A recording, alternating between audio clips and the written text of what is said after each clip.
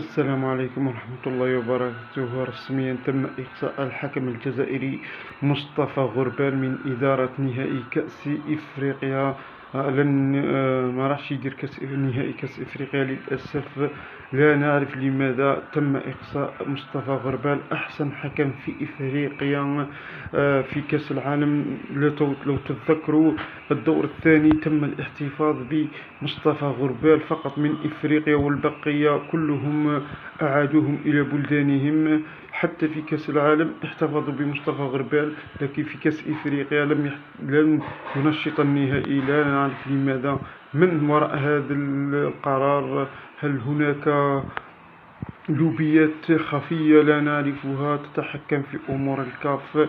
نتمنى أن نعرف لماذا لم يختار مصطفى غربال لإدارة النهائي وعاد إلى الجزائر. ربما الأربعاء عاد إلى الجزائر. لا نعرف لماذا غربال لا يقود نهائي كأس إفريقيا.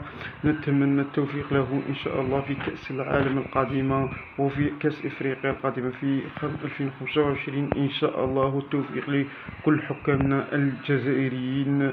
بالتوفيق مصطفى غربال. للأسف للأسف للأسف.